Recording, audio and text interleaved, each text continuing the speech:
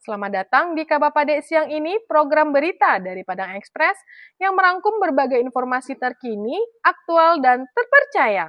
Mulai dari peristiwa penting, kabar daerah, hingga informasi menarik lainnya. Semuanya kami hadirkan secara singkat dan jelas.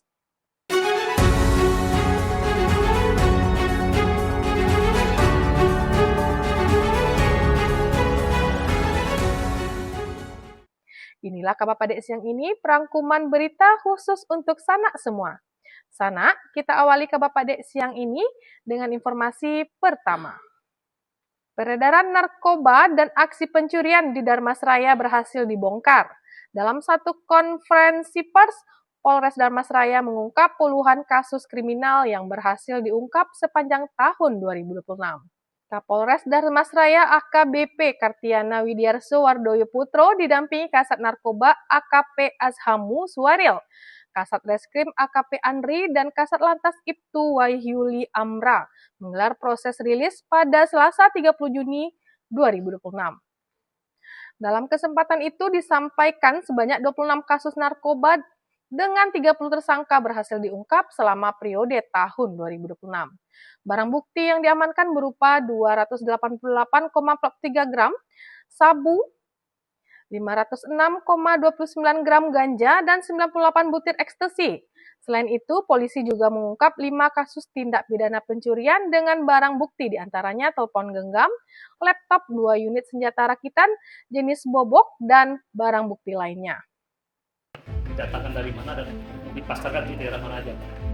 Jadi total yang barang bukti yang dari tahun 2026 kurang lebih ada 288,43 gram sabu dan 506,29 gram ganja dan 95 butir ekstasi.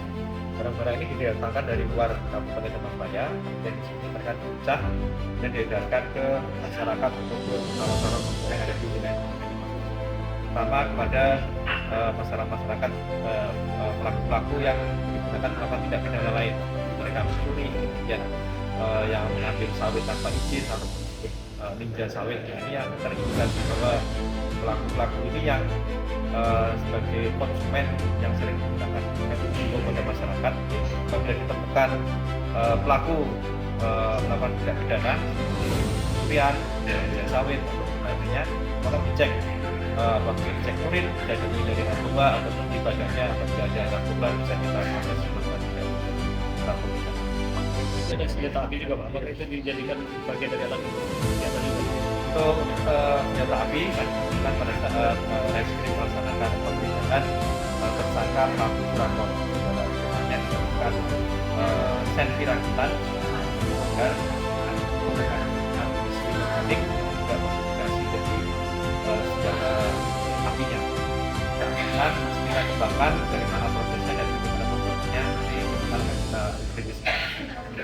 Pak, mungkin terakhir Pak, himbauan tegas atau peringatan kepada pelaku penyalahgunaan narkoba dan tindak kriminal Pak dari Polres Darmasraya sendiri Pak. Jadi kami dari Polres Darmasraya akan selalu tegas terhadap pelaku tindak pidana baik itu tindak pidana kejahatan konvensional maupun tindak pidana narkotika atau penyalahgunaan narkotika. Jangan main-main terhadap masyarakat Kabupaten Darmasraya. Kami dari narkotika dan Satreskrim akan menindak tegas para pelaku kejahatan yang ada di Kabupaten ini. Juga untuk para pelaku kejahatan yang dari lintas provinsi maupun kabupaten Darmasraya sangat coba untuk keamanan dan kewajiban masyarakat yang akan kita lawan dan kami tidak tegas sampai apapun dan apapun. Berita kedua, momen penuh haru dan kebahagiaan mewarnai prosesi kenaikan pangkat puluhan personil Polres Darmasraya. Salah satu prosesi yang paling mencuri perhatian adalah tradisi penyiraman air kepada personil yang naik pangkat. Sebelum itu, mereka juga mendapat hadiah lemparan telur dalam suasana penuh keakraban. Prosesi yang digelar pada Selasa 30 Juni 2026 bahkan sempat diwarnai suasana haru. Sebanyak 30 personil menerima kenaikan pangkat dalam upacara yang dipimpin langsung Kapolres Darmasraya AKBP Kartiana Widiarso Wardoyo Putro. Momen istimewa ini digelar bertepatan dengan peringatan Hari Bayangkara ke-80 tahun yang jatuh pada Rabu 1 Juli 2026. Suasana penuh makna ini menjadi simbol apresiasi atas pengabdian para personil kepada institusi dan masyarakat. Kepada keluarga yang setia mendampingi perjalanan ini, terima kasih istriku, terima kasih suamiku, terima kasih anak-anakku, terima kasih orang tuaku yang selalu mendoakan dari hati. Berita selanjutnya, ratusan kasus narkoba berhasil dibongkar hanya dalam 6 bulan. Polda Sumbar amankan ratusan pelaku dan sita barang bukti dalam jumlah besar. Direktorat Reserse Narkoba Polda Sumbar bersama jajaran Polres mengungkap 705 kasus tindak pidana narkotika selama periode 1 Januari hingga 30 Juni 2026. Dari jumlah tersebut, sebanyak 615 kasus telah dinyatakan selesai. Dalam konferensi pers yang dipimpin Wakapolda Sumbar, Brigjen Pol Solihin, pada Selasa 30 Juni tercatat sebanyak 916 tersangka berhasil diamankan. Polisi juga menyita barang bukti berupa 41,66 kg sabu, 586,03 kg ganja, dan 593 butir ekstasi. Selain penindakan, Polda Sumbar terus memperkuat upaya pencegahan melalui program unggulan kampung bebas narkoba serta edukasi aktif di sekolah-sekolah. Polda Sumbar mengajak seluruh elemen masyarakat memperkuat sinergi untuk menciptakan Sumatera Barat yang bersih dan aman dari ancaman narkotika.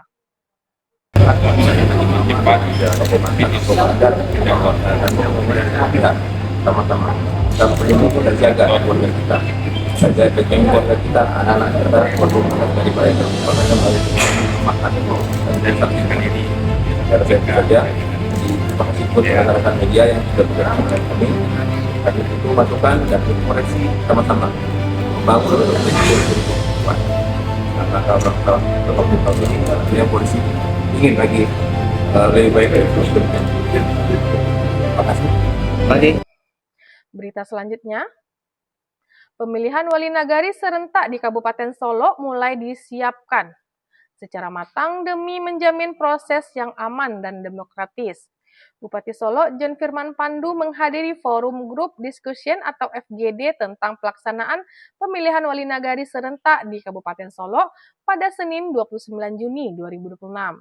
Forum ini menjadi ruang untuk berdiskusi, bertukar gagasan, serta menyamakan persepsi seluruh pihak terkait dalam mempersiapkan pelaksanaan pemilihan wali nagari. Tujuannya agar seluruh tahapan dapat berjalan dengan baik, tertib, aman, demokratis, serta sesuai dengan ketentuan peraturan perundang-undangan yang berlaku. Melalui forum ini diharapkan pelaksanaan pemilihan wali nagari serentak di Kabupaten Solo dapat berlangsung lancar dan menghasilkan pemimpin terbaik bagi masyarakat. Sebanyak 23 nagari yang melakukan pemilihan, kita melihat memang cukup banyak dinamika terjadi di lapangan karena peminatnya sangat banyak sekali, Pak Ketua.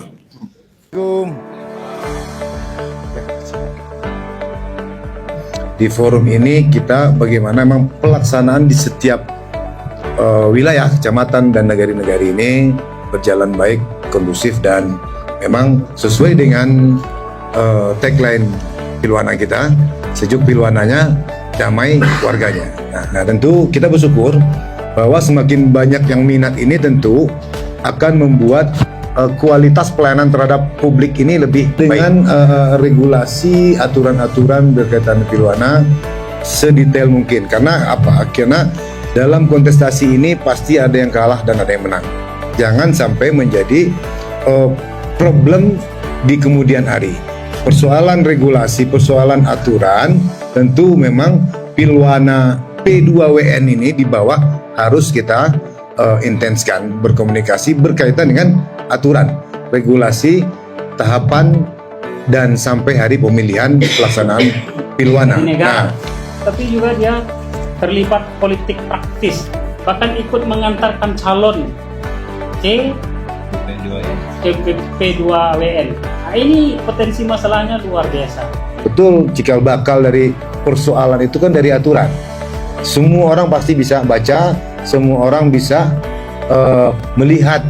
Nah, kita jangan tebang pilih. Nah, juga termasuk perangkat baik ASN, perangkat nagari, kelembagaan nagari, kita sampaikan bahwa memang kita sebagai perangkat atau aparatur ya di jalurnya tidak boleh mungkin ya, apalagi pro dan segala macam, karena ini peluang konfliknya terjadi di situ. Nah, ini benar sekali Pak Bob, karena memang banyak.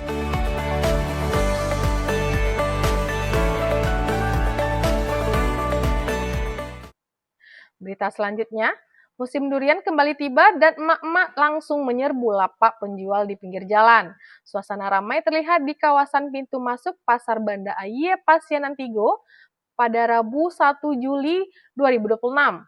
Warga berburu durian dengan harga yang ramah di kantong, mulai dari Rp10.000 hingga Rp40.000 per buahnya.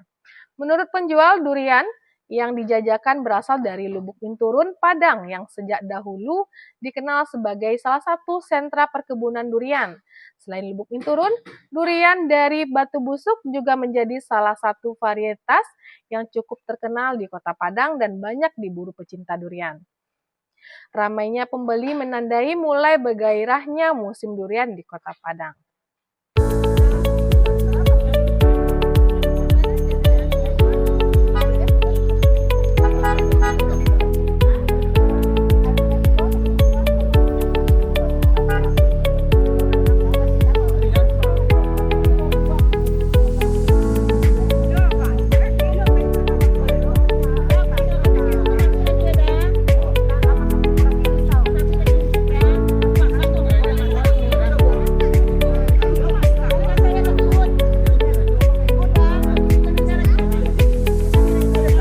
Berita selanjutnya dikutip dari @infosumbar. Sebuah mobil dilaporkan masuk jurang di ruas Jalan Silaing, kawasan Lembah Anai pada Rabu pagi 1 Juli 2026. Hingga saat ini belum diketahui nomor polisi kendaraan maupun kondisi korban yang berada di dalam mobil tersebut. Sejumlah masyarakat dan pengendara yang melintas di lokasi langsung menghubungi pihak terkait agar bantuan segera datang. Perkembangan informasi masih terus menunggu konfirmasi resmi.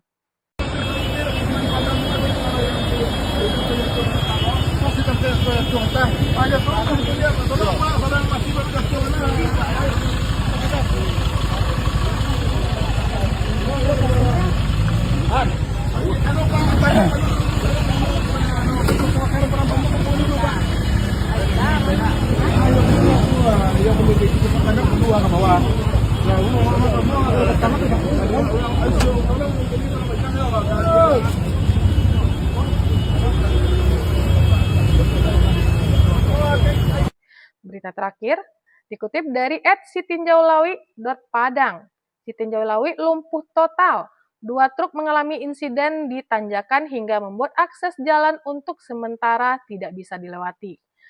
Berdasarkan informasi yang dibagikan akun sitinjaulawi.padang pada Rabu 1 Juli 2026, 1 unit truk Fuso mengalami kerusakan, sementara 1 unit truk Hino kandas di tanjakan Sitinjaulawi. Akibat kejadian tersebut, arus lalu lintas lumpuh total dan akses jalan saat ini tidak dapat dilalui oleh kendaraan. Bagi pengendara yang akan melintas, dihimbau untuk mencari jalur alternatif dan mengikuti perkembangan informasi terbaru.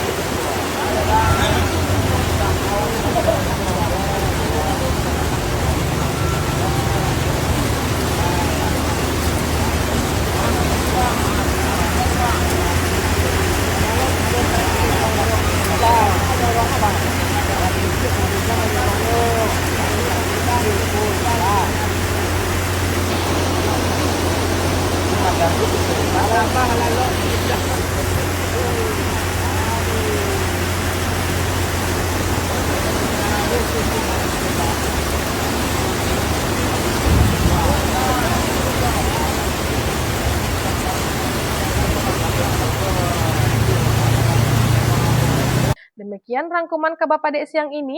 Terima kasih telah menyaksikan dan tetap bersama Padang Express. Jangan lupa ikuti kami untuk mendapatkan update berita terbaru dan terpercaya. Sampai jumpa di Kabar Padek siang berikutnya.